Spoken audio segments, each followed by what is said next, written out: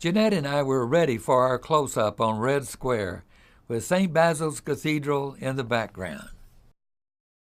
A tour photographer got this great group photo of us Texans on Red Square on a cold and unforgettable night in Moscow, Russia.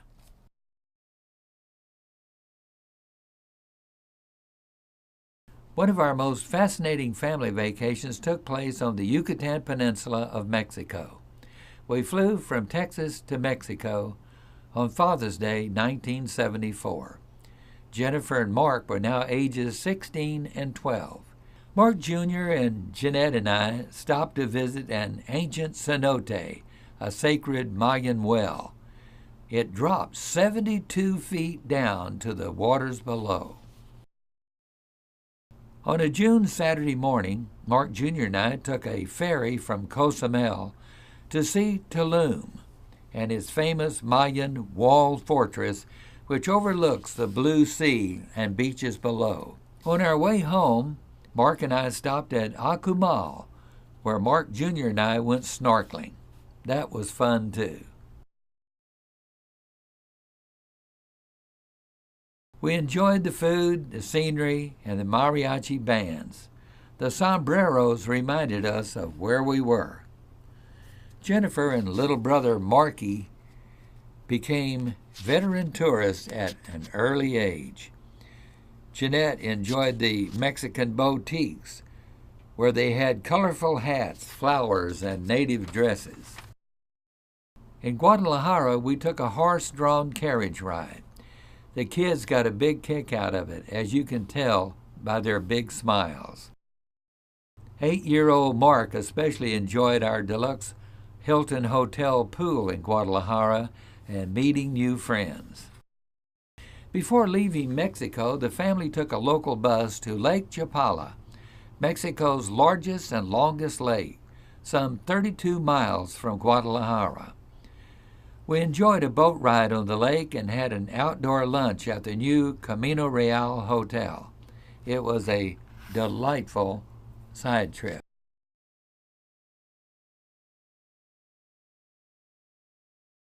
One of our best vacations was to the island of Jamaica. We flew down from Houston on Aeromexico.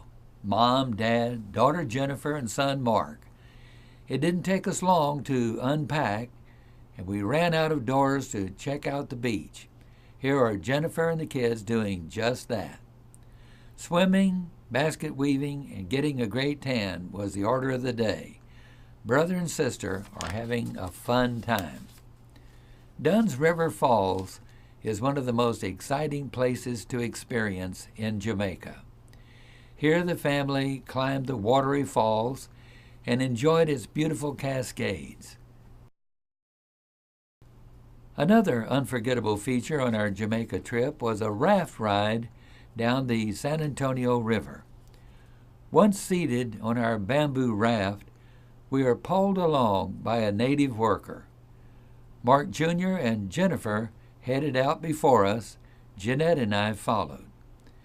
You felt like Tarzan would swing down from the trees as you went down the rushing river. What a fun experience.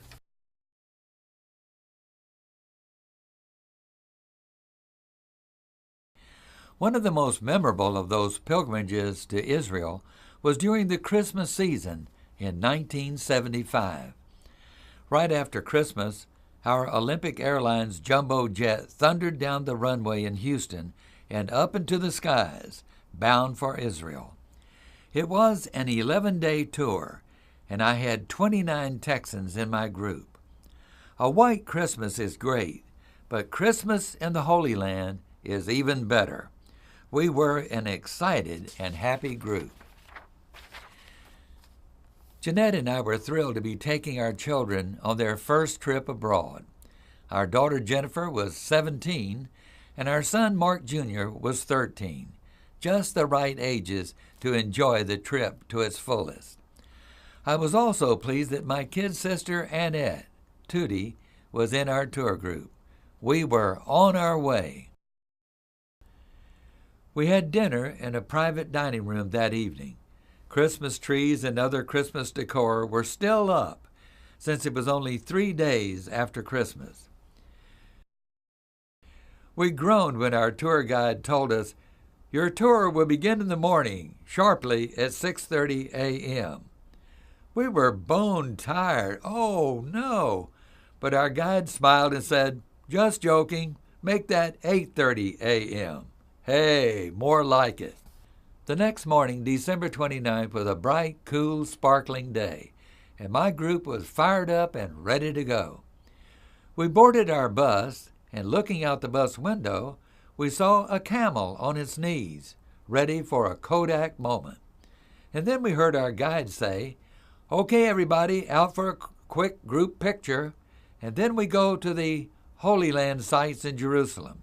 This afternoon, we go to Bethlehem." Across the valley from the Mount of Olives are the walls of Jerusalem. In ancient days, the walls were erected as defense against invaders. The walls are about 40 feet high and 8 feet thick. It has 8 gates. Surprisingly for me, one of them is the Water Gate. Our guide, Elisha, who looked like a swarthy Ronald Colman, gave my son Mark Jr. a brown and white beaver hat, a hat which Mark Jr. enjoyed and wore throughout our Holy Land trip. Following in the footsteps of Jesus is a spiritual mountaintop experience. And so we approach the Church of the Holy Sepulchre in high anticipation. Mark Twain once referred to the church as the Vatican of Jerusalem. The Church of the Holy Nativity is the oldest Christian church in the world in continuous use. Wow, think about that. From its exterior, this Romanesque church is large and substantial.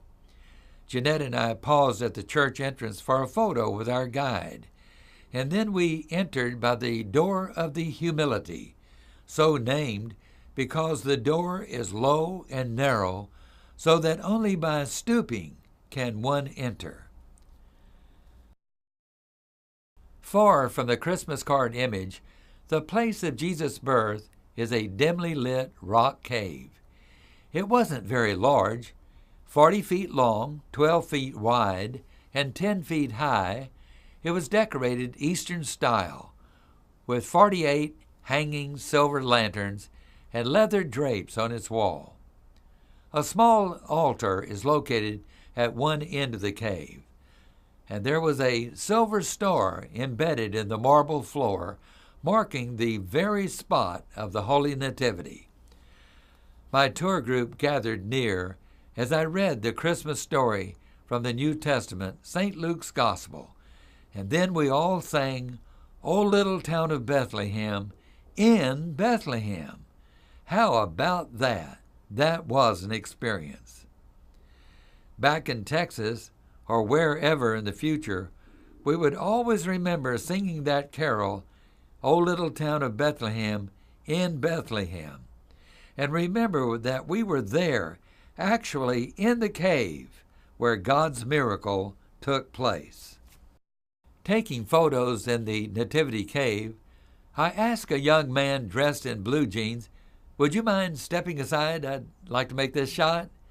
And to my surprise of surprises, it turned out to be none other than singer-songwriter Paul Simon of Bridge Over Troubled Waters fame. He and my daughter Jennifer posed together for a snapshot. On our way back to the hotel on the Mount of Olives, we stopped for a group photo with Jerusalem in the background.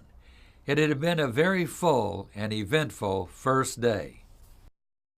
Returning to our tour bus, we found bead and postcard salesmen waiting for us. Everything was $1.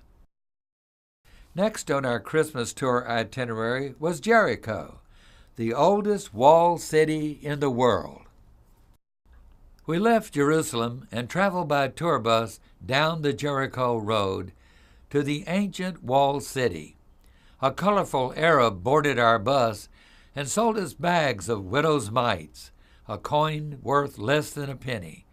Of course, it has New Testament connotations. I bought a big batch for my church family back in Texas.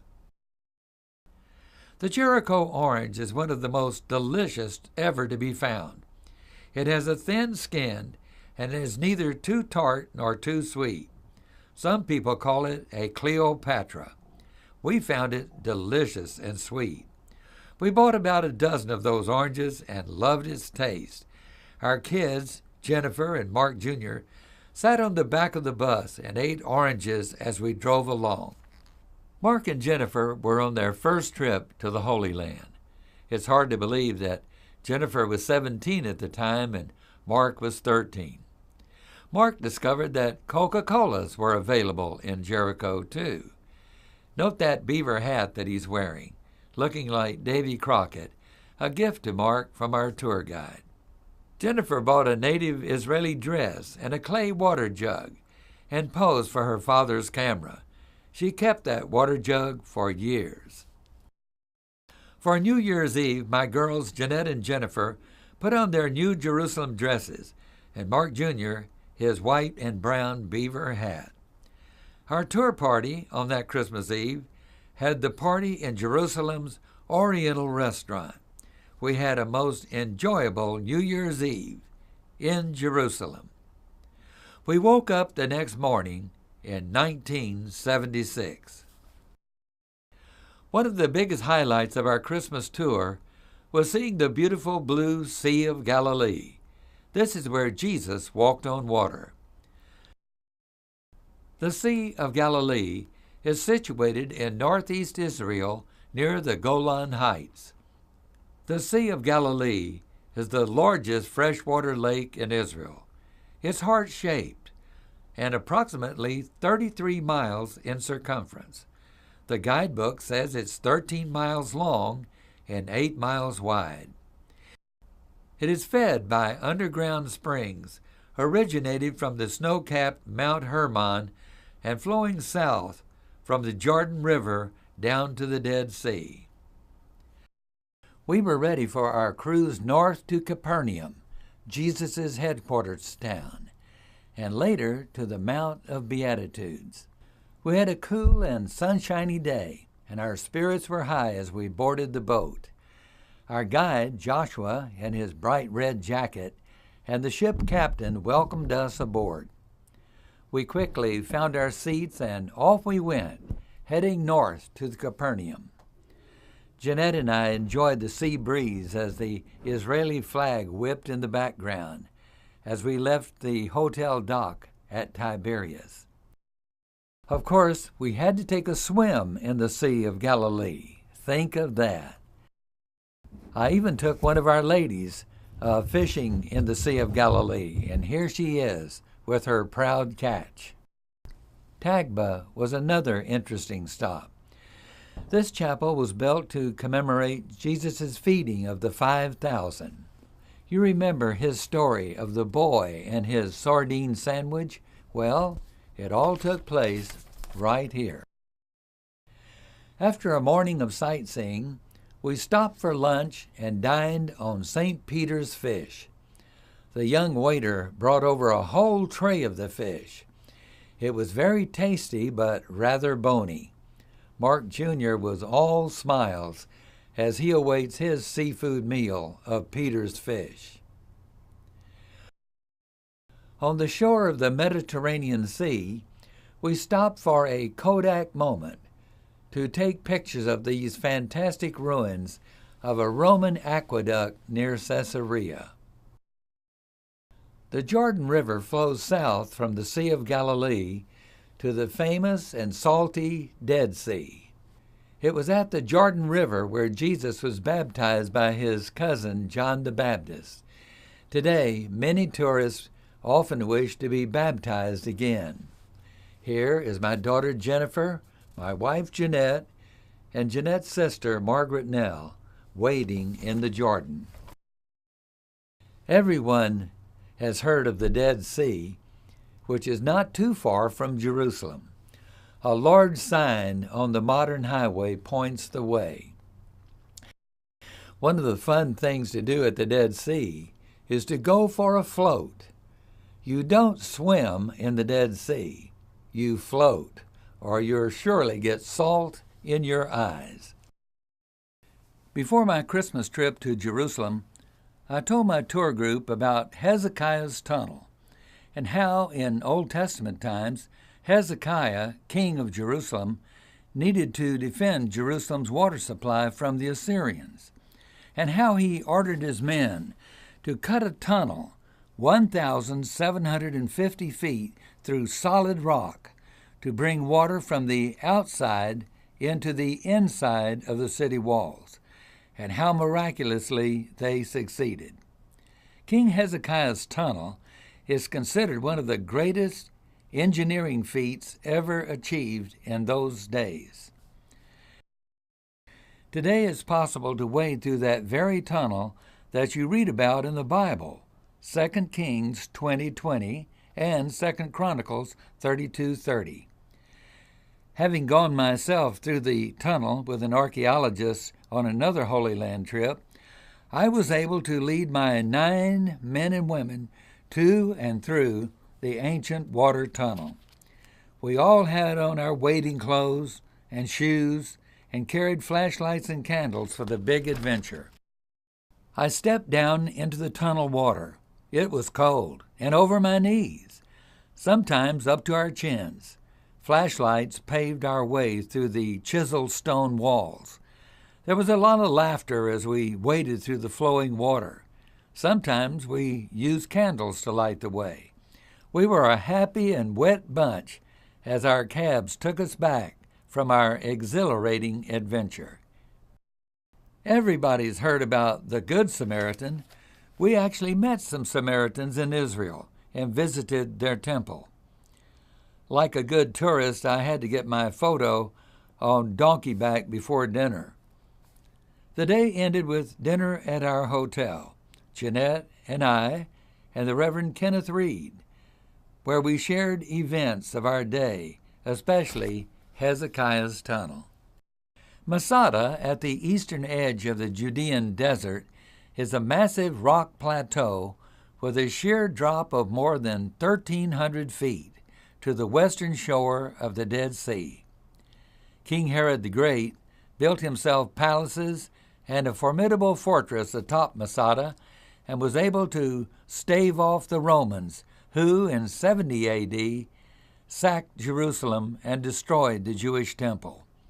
960 men, women, and children were atop Masada Fort when the Romans made their final push. Rather than surrender and become Roman slaves, they chose death by mass suicide, death at their own hand. It is Israel's most popular tourist attraction. Today, Masada is called the Jewish Alamo.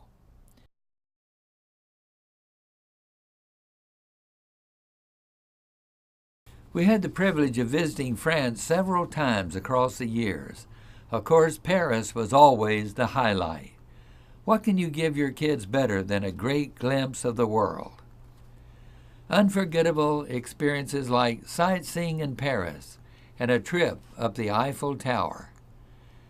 As teenagers, our kids had traveled to Mexico, Europe, the Orient, and the Holy Land.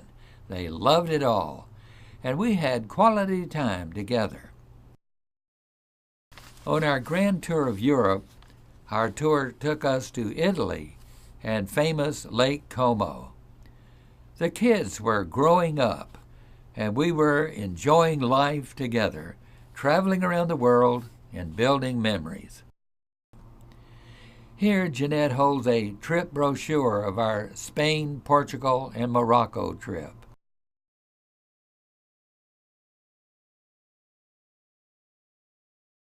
Santorini Island, just a speck in the Aegean Sea between Greece and Crete. It's a beautiful island surrounded by the blue sea, whitewashed buildings reaching to the sky. A donkey ride up the mountainside had us all excited. The Lewis family were ready to rodeo. We climbed up the mountainside on our donkeys Up the winding stairways we went, slip-sliding along. There goes Jennifer on her donkey, with other ship passengers close behind. Jeanette and son Mark Jr. ride up along with our cruise ship in the distance beyond and below. The donkey ride at Santorini, an unforgettable experience.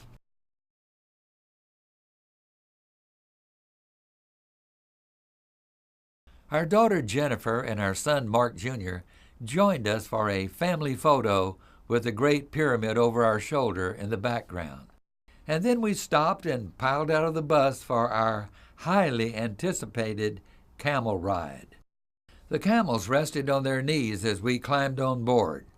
And then the camel boys shouted for us to lean back as the camels rose to full height. Suddenly we found ourselves in the air and clutching on for dear life. There was a lot of laughter and picture-taking as our camels were led along the sand dunes toward the pyramids. We even had a group photo. It was a fun event. Some of us wore Arab headdresses, a keffiyeh, cost $1 each. On our camels, we lurched our way up a paved road toward the pyramids. The camel boys offered to take our pictures for a tip called bakshish. Some of us went down inside the Great Pyramid. That was an experience, to be inside the Great Pyramid. Wow! And then it was on to lunch at the Mina House Hotel. Luxor, or Thebes, was the religious capital of Egypt, where they worshiped the sun god Re. While we awaited our tour, some of us took a Luxor carriage ride along the Nile River. It was a fun experience.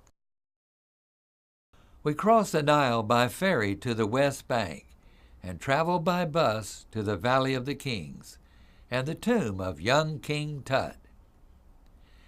King Tut's tomb is the only tomb to escape tomb robbers.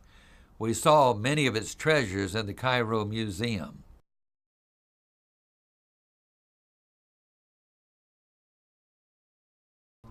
On July 4th, 1978, Jeanette and I took an air-sea cruise that included Europe, the Holy Land, and a Greek island cruise. Jennifer, Mark Jr., and their Aunt Sis from Fort Worth, Texas, were among our passengers. We had a great itinerary. Lifeboat drill brought us all out on deck in orange life preservers. That evening, the ship captain welcomed us aboard on formal night. Mark Jr. looked sharp in coat and tie. The preacher arrived with camera in hand. It was a festive occasion with good Greek food, wine, and dance. Jeanette was wearing her new dress bought in the markets of Jerusalem. During the cruise, our daughter Jennifer celebrated her 20th birthday. Here is the birthday girl in her Annie Hall outfit, being congratulated by her mom and brother Mark. Aunt Sis and Uncle Walter Creamer were on hand for the party. Mom and daughter dressed up for formal night in their Jerusalem attire. The preacher and the ship showgirls, a Kodak moment.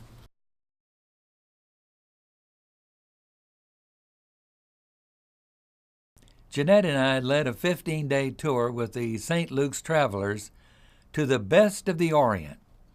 Our first stop was Japan, the land of the rising sun.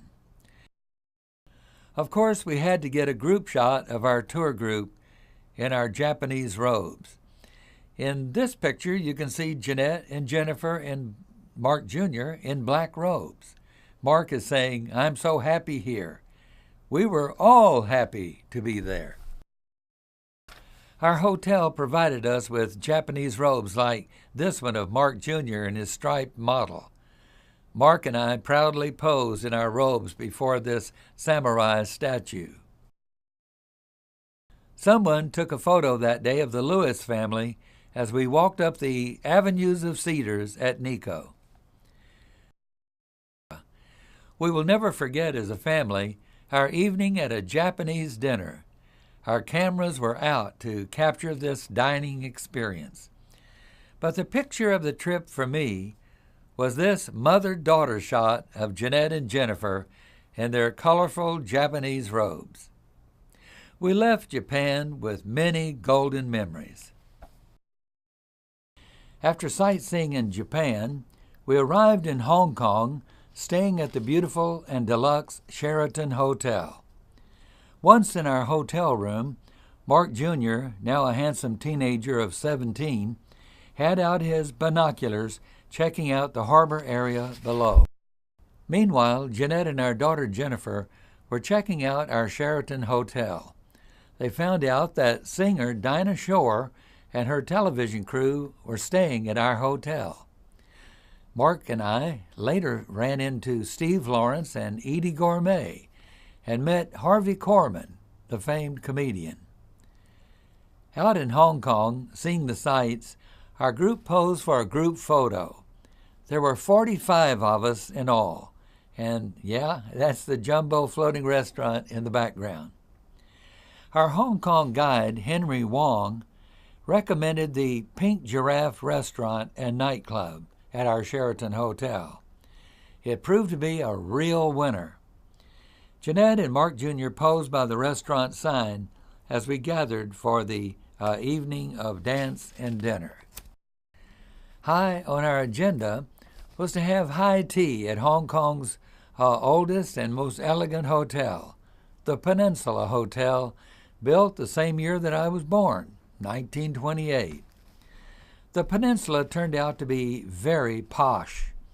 It is the leading hotel for film stars, distinguished guests, and world leaders. Sunday, July the 8th, 1979, was a special day for the Lewis family. What made the day extra special was that it was our daughter Jennifer's 21st birthday. We took the Star ferry boat from Kowloon across the harbor to Hong Kong Island. Then we took a cab to Landau's restaurant. Someone took a group photo of our birthday group just outside the restaurant, and then we trooped inside where the head waiter, Raymond, welcomed us and led us to our table for 6. We had a candle-lit table. The table covered with white linen cloth with starched napkins, it had a great ambiance. We had a delicious dinner, and suddenly I heard my daughter Jennifer squeal, "I should have known, the Lewis touch." And sure enough, around the corner came the waiter, pushing a small table laden with flowers, a birthday cake with candles burning, and sparklers sparkling. It was a delight to the eye, and Jennifer's face was all smiles. After the birthday celebration dinner, our party of 6 took cabs to the Hilton Hotel and its Eagle's Nest for disco. Jennifer and Mark Jr. hit the dance floor, even Mom and Dad and Aunt Tootie.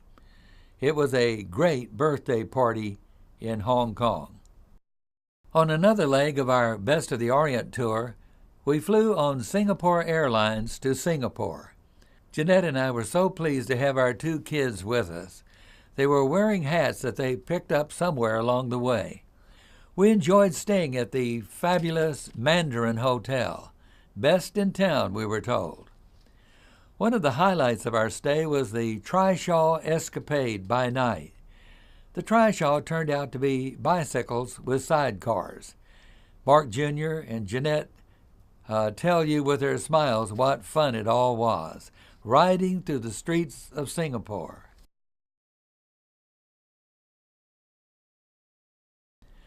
Our hotel was the Royal Orchid Sheraton, a beautiful luxury 5-star hotel located right on the Chao Phraya River. The hotel had that wow factor with lovely Thai ladies strumming native string instruments. One of the highlights for my son Mark Jr. was a visit to the snake farm, where he bravely wrapped a young python around his neck. My 17-year-old son Mark also got into the spirit of Thai dance culture at the famed Dusatani Hotel. At the close of the dance program, members of the audience were invited to join the performance to dance Thai style. Mark Jr. was up and did a great job of it. That night, he was Mr. Cool. My son was growing up on me. We went to the legendary pink-hued Royal Hawaiian Hotel in Honolulu for their famous luau on Waikiki Beach. The cost at that time was $176 for adults and children over 13. The luau at the Pink Palace of the Pacific was a lot of fun under the stars. Here's a picture of Jeanette and Mark Jr. wearing leis as Dad takes their photo. Another day in the sun at Waikiki Beach in Hawaii, father and son enjoying quality time. Mark Jr. was Mr. Cool with his hat over his eyes as he caught a beach nap before we went to see Pearl Harbor. We got a most interesting shore excursion on the island to see the Volcano National Park. The family enjoyed Hawaii very much, especially the scenery and the tasty pineapple grown on the island.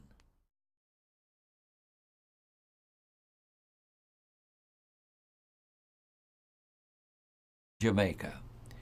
Here the family climbed the watery falls and enjoyed its beautiful cascades. Another unforgettable feature on our Jamaica trip was a raft ride down the San Antonio River. Once seated on our bamboo raft, we were pulled along by a native worker. Mark Jr. and Jennifer headed out before us. Jeanette and I followed. You felt like Tarzan would swing down from the trees as you went down the rushing river. What a fun experience.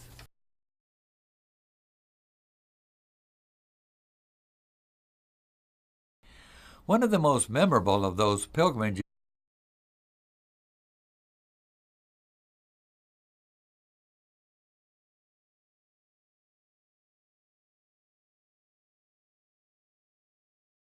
Jeanette and I were ready for our close-up on Red Square with St. Basil's Cathedral in the background.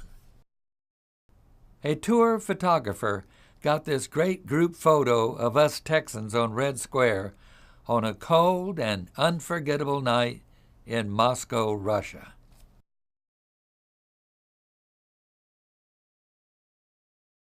One of our most fascinating family vacations took place on the Yucatan Peninsula of Mexico. We flew from Texas to Mexico on Father's Day, 1974. Jennifer and Mark were now ages 16 and 12. Mark Jr. and Jeanette and I stopped to visit an ancient cenote, a sacred Mayan well. It dropped 72 feet down to the waters below. On a June Saturday morning, Mark Jr. and I took a ferry from Cozumel to see Tulum and its famous Mayan walled fortress, which overlooks the blue sea and beaches below. On our way home, Mark and I stopped at Cozumel, where Mark Jr. and I went snorkeling. That was fun too. We enjoyed the food, the scenery, and the mariachi bands. The sombreros reminded us of where we were. Jennifer and little brother Marky became veteran tourists at an early age. Jeanette enjoyed the Mexican boutiques, where they had colorful hats, flowers, and native dresses. In Guadalajara, we took a horse-drawn carriage ride. The kids got a big kick out of it, as you can tell by their big smiles. 8-year-old Mark especially enjoyed our deluxe Hilton Hotel pool in Guadalajara and meeting new friends. Before leaving Mexico, the family took a local bus to Lake Chapala, Mexico's largest and longest lake, some 32 miles from Guadalajara. We enjoyed a boat ride on the lake and had an outdoor lunch at the new Camino Real Hotel. It was a delightful side trip.